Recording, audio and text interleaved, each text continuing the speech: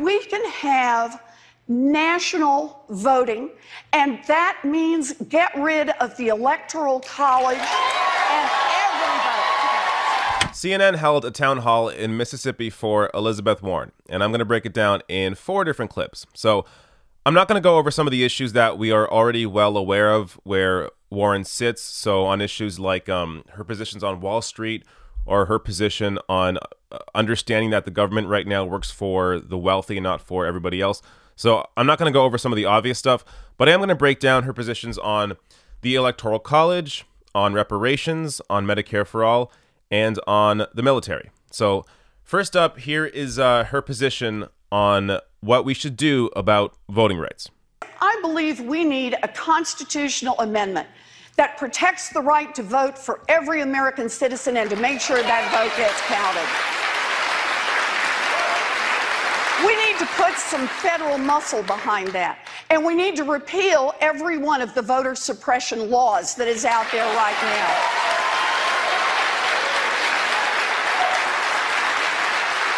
And I'll tell you one more. We need to make sure that every vote counts. And I want to push that right here in Mississippi, because I think this is an important point. You know, come a general election, presidential candidates don't come to places like Mississippi. That's true. Yeah. They also don't come to places like California and Massachusetts, right? Because we're not the battleground states. Well, my view is that every vote matters. And the way we can make that happen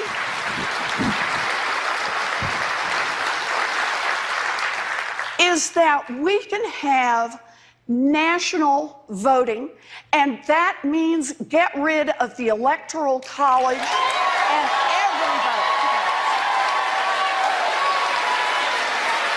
Yep.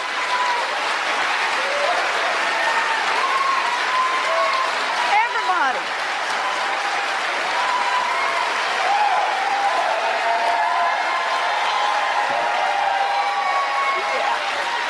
I think everybody ought to have to come and ask for your vote. What do you think? Yeah. So clearly a lot of support there for abolishing the Electoral College. That may have been the loudest applause line that Elizabeth Warren gave throughout the entire night. Now, this is a position that right now only Pete Buttigieg also agrees with this. So even Bernie Sanders right now is just, his position on this is he wants to reassess the Electoral College. So I think every other candidate needs to come to Warren and Pete Buttigieg's position on abolishing the Electoral College. Now, I just want to give some more information here on why the Electoral College even exists and why it operates in the way that it does. So this from Splinter News. From the beginning, the Electoral College was about limiting democracy, according to Smithsonian Magazine.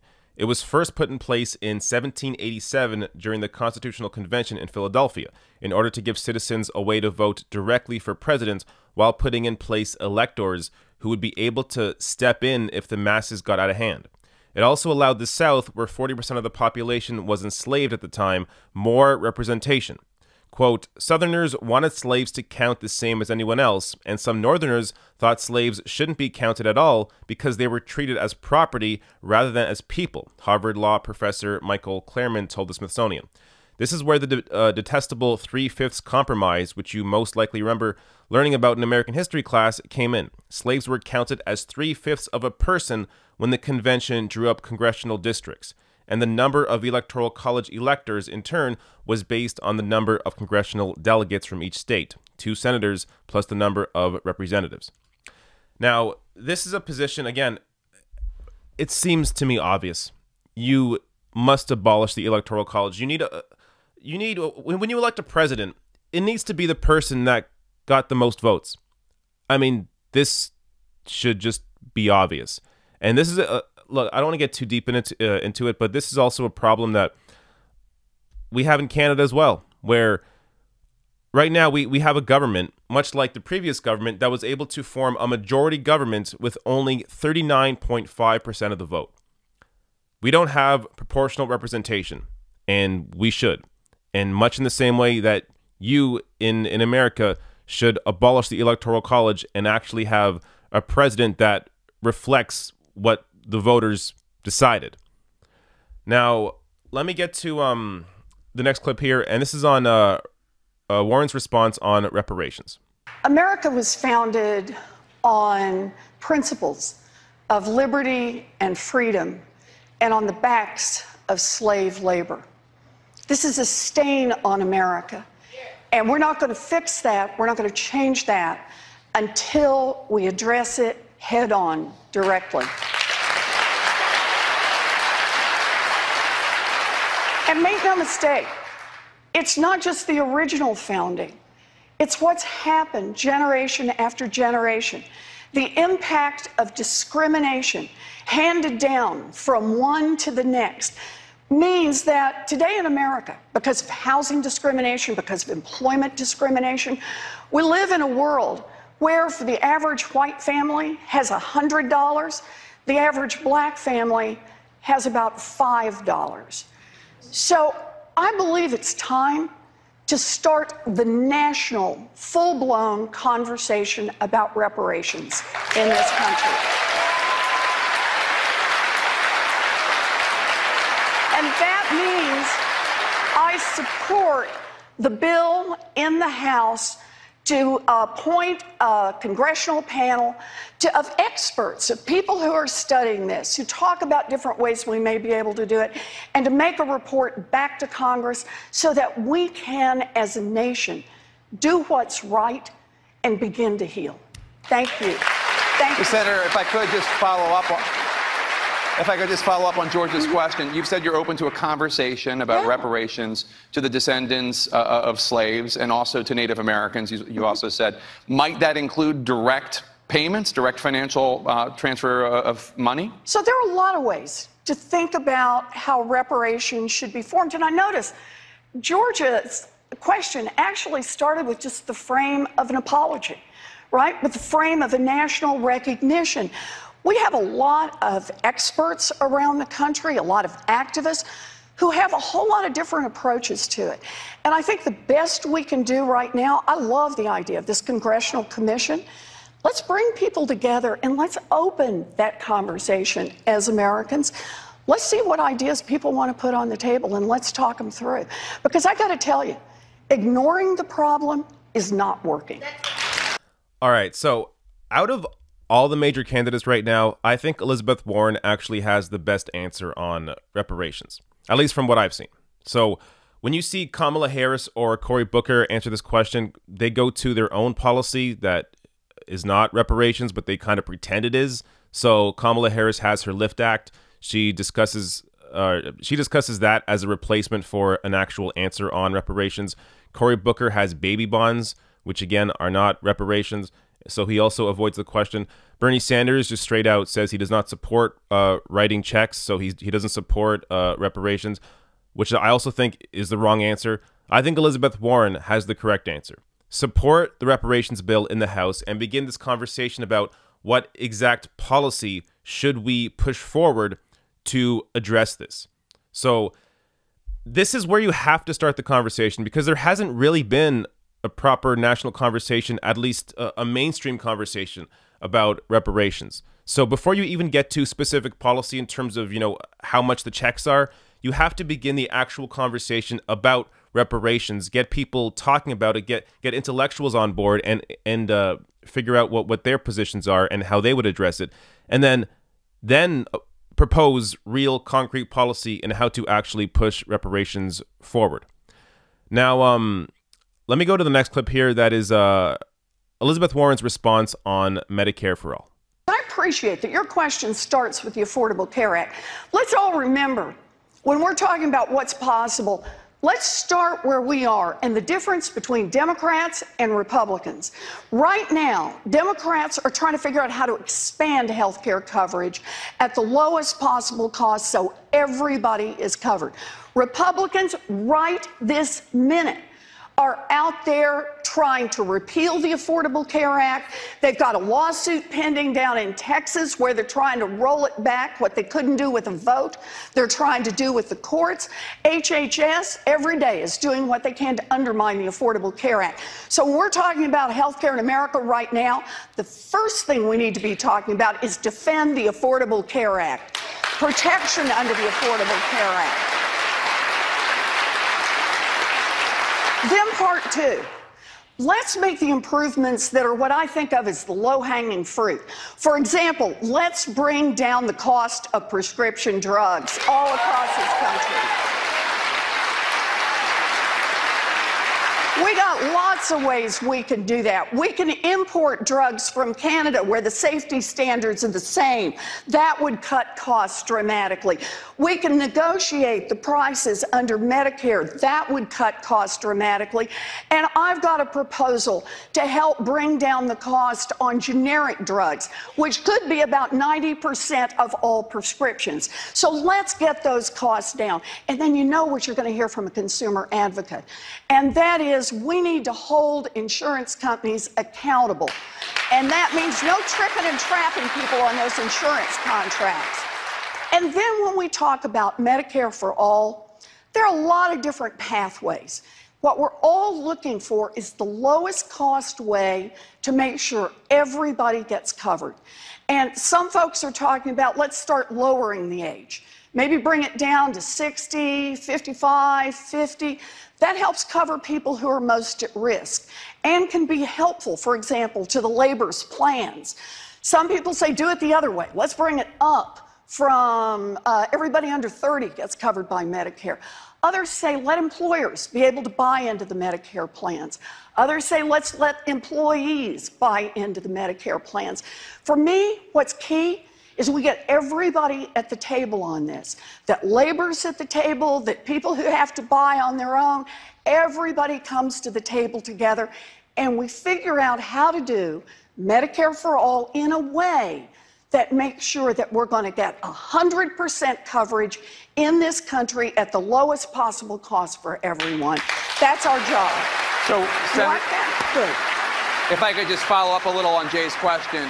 So you are a co-sponsor of Senator Bernie Sanders' Medicare for All bill, and I understand there are a lot of different paths to universal coverage, but his bill that you've co-sponsored would essentially eliminate private insurance. Is that something you could support? He's got a runway for that. I think we get everybody together, and that's what it is. We'll decide.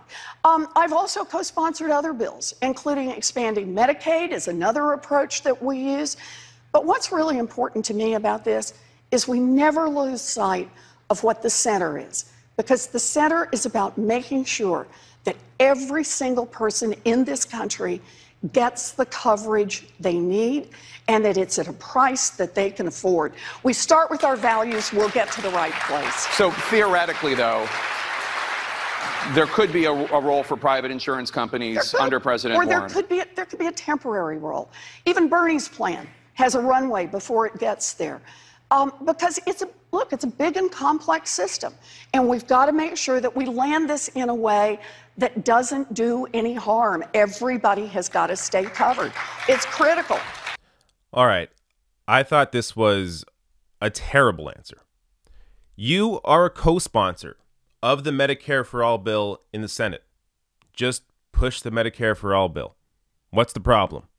So this is an issue where, I mean, this answer was just way too long. And look, I'm all for details, but when you are addressing an answer, a question that is about how will Medicare for All help people, and you spend 5 minutes talking about everything else except Medicare for All, that's a problem.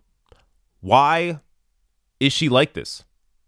I mean, for somebody who fights against the establishment, for someone who fights against how big government or how the government is fighting for people that have all the power, all the money already, how she fights back against Wall Street, she fights back against other special interests.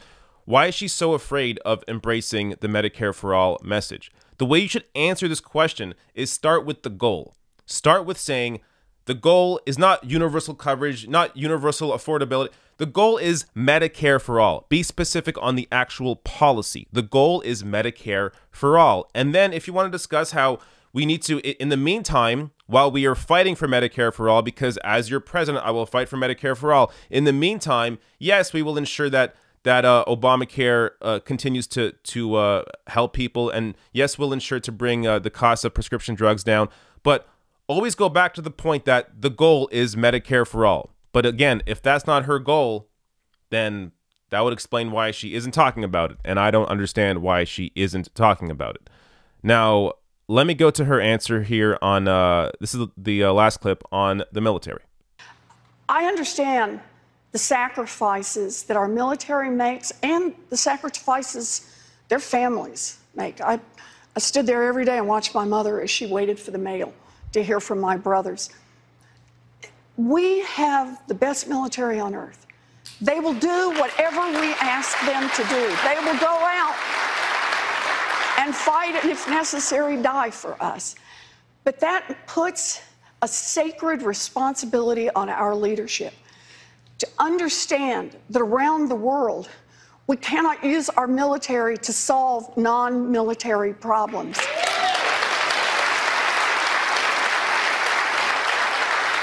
We need to be willing to use all of the tools in the toolbox. And that means we need to be using our diplomatic tools much stronger. We need to use our economic tools. And we need, when we do feel absolutely pressed to use a military alternative, we need to be clear, not just on what our objective is going in, what the measure is of success, but what our plan is to get out on the other side. We cannot fight endless wars. It's wrong. So Daniel worked in Syria. He served in Syria. You said it's, quote, right to get our troops out of Syria, but you did criticize President Trump for failing to plan the withdrawal with U.S. allies. The U.S. is currently planning to leave 400 or more service members in Syria on what is being called a peacekeeping mission. Would you, as president, keep any troops on the ground in Syria, and if so, how many? I think we need to get out. We need to get out until someone can identify, and this is the whole point about it. I ask this in hearings in armed services.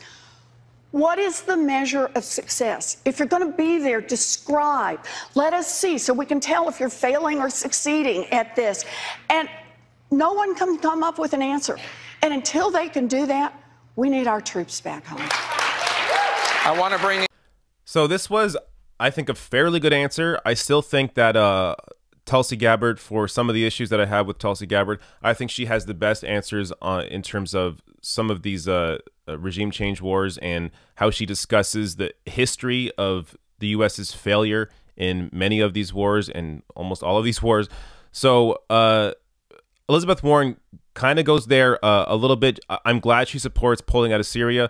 I'm glad she discusses how you need, if you have an entrance strategy, you also need an exit strategy at the same time. You don't go into a war without knowing how you're going to get out of it. So I like that.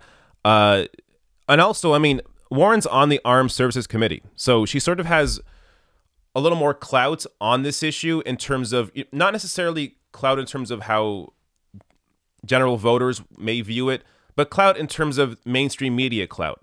So if you have somebody like Warren on the Armed Services Committee talking about how you need to pull out of wars and we need to be in less wars, I think that holds more weight in terms of the establishment power and, you know, changing the minds of viewers in terms of the actual pundits on TV than it does if someone comes out like Tulsi Gabbard and says it, even though, yes, Tulsi Gabbard is a veteran, but Elizabeth Warren having that experience on the Armed Services Committee, I think gives her just a little more clout in Washington.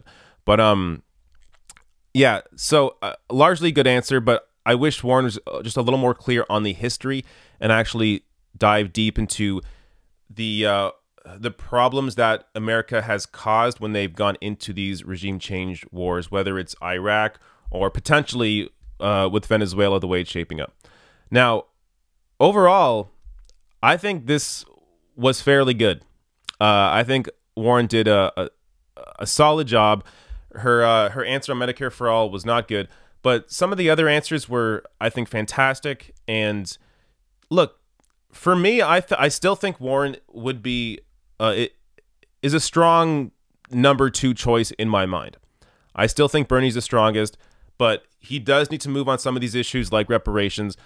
But ultimately, because of Bernie's history on many of these issues and his clear fight the entire time, his unwavering fight on many of them, like Medicare for All, where you have Elizabeth Warren for some reason wavering on this, I would trust Bernie more at the helm than I would with Warren. I think Warren is too susceptible to external pressures. And we saw the result of that in 2016 when she decided not to endorse Bernie in the primary, even though we all knew that she supported him more than Hillary Clinton. Because of the external pressure of the Clinton machine, she stayed out of that race. Now, I've talked about this again and again. I also completely understand the strategy in her mind of why she would do that, because the whole consensus at the time was that, well, of course Hillary's going to win. So Warren didn't want to get on Hillary's bad side. So instead she thought strategically it's better for her to stay out of it and then support Hillary in the general and potentially give Hillary a progressive voice in her ear during a Hillary Clinton administration. But none of that worked out.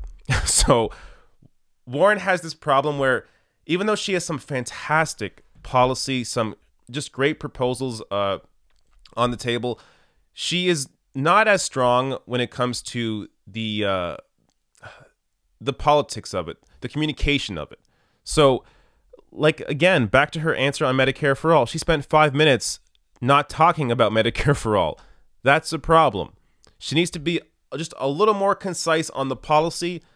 Start with the goal first, talk about what your goal is and the specific policy of what your goal is, and then go a little more into the details and whatever else you want to say. But when you are not supporting Medicare for All, even though you are a co-sponsor on the damn Medicare for All bill, I mean, it makes me question some things. But otherwise, I think Elizabeth Warren did a fairly great job here.